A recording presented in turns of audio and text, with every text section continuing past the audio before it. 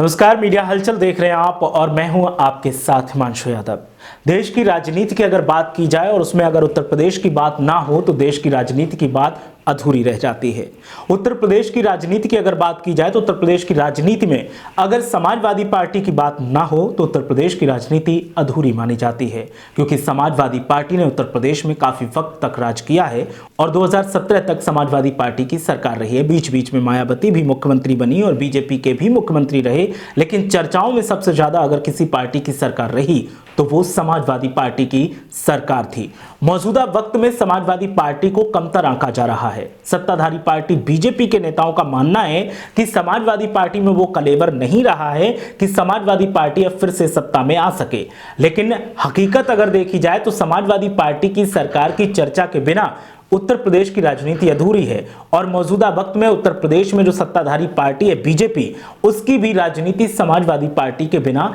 अधूरी ही है, क्योंकि उत्तर प्रदेश में मौजूदा वक्त में अगर देखा जाए तो बीजेपी के मंत्री, प्रवक्ता, नेता, विधायक और मुख्यमंत्री खुद जब तक समाजवादी पार्टी की चर्चा न करें तब तक उनकी बात पूरी नहीं होती। ये बताता है कि उत्तर प्रदेश की राजनीति में समाजवादी पार्टी का अहम वजूद है और समाजवादी पार्टी मौजूदा वक्त में बीजेपी को टक्कर देने का मादा रखती है और बीजेपी को भी एहसास है कि अगर समाजवादी पार्टी के खिलाफ कोई बेहतर रणनीति नहीं बनाई तो 2022 में नुकसान होना तय है। उत्तर प्रदेश की राजनीति में जिस तरीके से समाजवादी पार्टी को लेकर के भ्रामक जानकारियां दी जा रही हैं सत्ताधारी पार्टी की तरफ से, वो भी एक बड़ा सवाल है और समाजवादी पार्टी के नेता ये आरोप लगाते हुए कहते हैं कि समाजवादी पार्टी के नेताओं की छवि को खराब करने के लिए बीजेपी की तरफ से भ्रामक प्रचार किया जा रहा है। हालांकि बीजेपी इसे सिरे से नकारती रही है, लेकिन समाजवादी पार्टी के नेताओं का साफ तौर पर कहना है कि एक तरफ तो हमें कमजोर साबित किया जा रहा है, दूसरी तरफ हमें एक हथियार के तौर पर इस्तेमाल भी किया जा रहा है और आवाम के सामने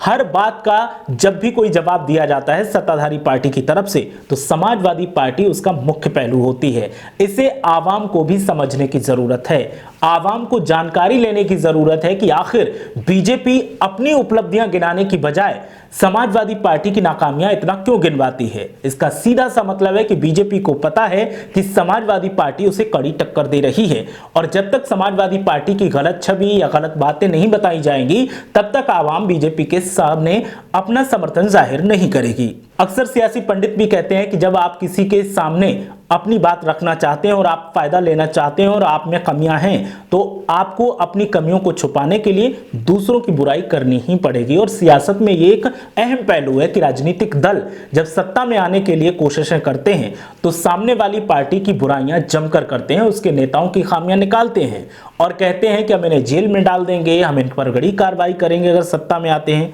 लेकिन जब सत्ता में आते हैं तो ये सारी चीजें वो भूल जाते हैं। क्यों? क्योंकि हमाम में सभी नंगे हैं। ज्यादा बड़ी बात तो मैं नहीं कहता, लेकिन अगर इस बात का सबूत देखा जाए तो दिल्ली की सियासत को ले सकते हैं। दिल्ली में जब अरविंद केजरीवाल ने सियासत में आगाज किया था तो शीला दीक्षित के खिलाफ अरविंद केजरीवाल भर भर कर आरोपों का इस्तेमाल करते थे और कहते थे कि मेरे पास 200 पन्नों की एक रिपोर्ट है, जांच रिपोर्ट, जिसमें शीला दीक्षित के गुनाहों का काला चिट्ठा छिपा हुआ है और सरकार बनते ही शीला दीक्षित जेल में जाएंगी। बीजेपी जब 2014 में चुनाव में जीतने के लिए कोशिशें कर रही थी तो वो रॉबर्ट वाड्रा, जो कि सोनिया गांधी के दामाद हैं और कांग्रेस महासचिव प्रियंका गांधी के हस्बैंड हैं, पति हैं, उनके खिलाफ जमकर भ्रामक प्रचार करती थी और बीजेपी कहती थी कि जीजा जी और दामाद जी, जो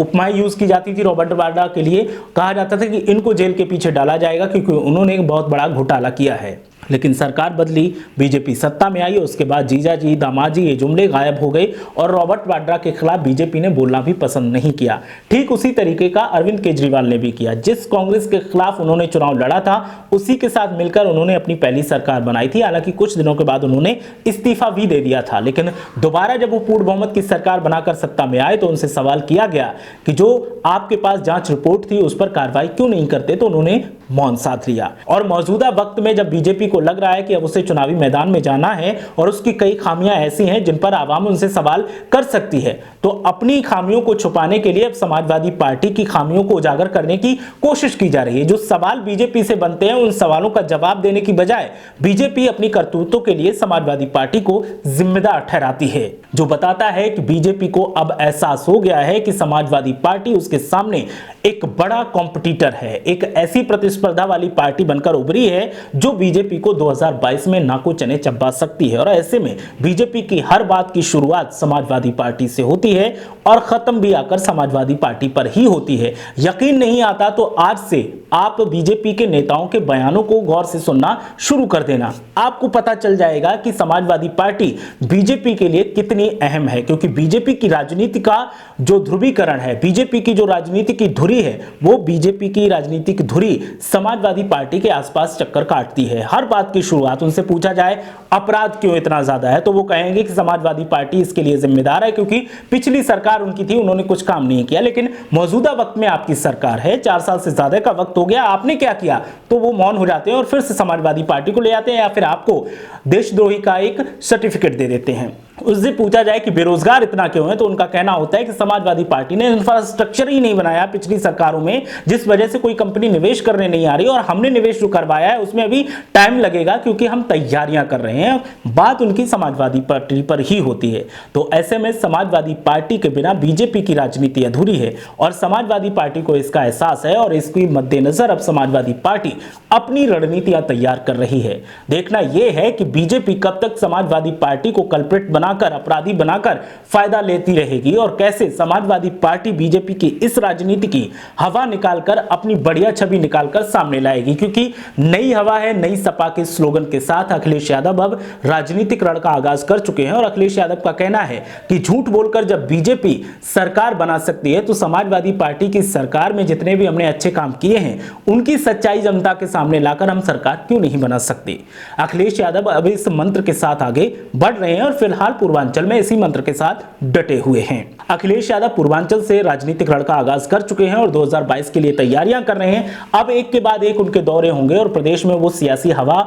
भांपने की कोशिश करेंगे कि किसके पक्ष में माहौल ज्यादा बन रहा है। आवाम को अखिलेश यादव से उम्मीदें हैं क्योंकि आवाम भी फिलहाल महंगाई, बेरोजगारी, अपराध से त्रस्त है और उसे उम्मीद है सिर्फ समाजवादी पार्टी से। ऐसे में समाजवादी पार्टी की सक्रियता अब आवाम की नजरों में चढ़ने वाली है। हो सकता है इसका फायदा 2022 विधानसभा चुनावों में समाजवादी पार्टी को मिल जाए। देखना दिलचस्प होगा कि समाजवादी पार्टी कैसे आवाम के अंदर जो विरोध की लहर है उसे अपने समर्थन में तब्दील कर सकती है। फिलहाल आप हमें कमेंट करके बताइए कि हमारी ये खबर आपको कैसी लगी। वीडियो अच्छा लगा तो लाइक कीजिए, नहीं अच्छा लगा तो डिसलाइक कीजिए और सुधार के लिए हमें कमेंट बॉक्स में सुझाव दीजिए। फेसबुक पर अगर ये वीडियो देख रहे हैं तो फेसबुक पेज को लाइक कीजिए, फॉलो कीजिए और यूट्यूब पर देख रहे हैं तो चैनल को सब्सक्राइब कीजिए।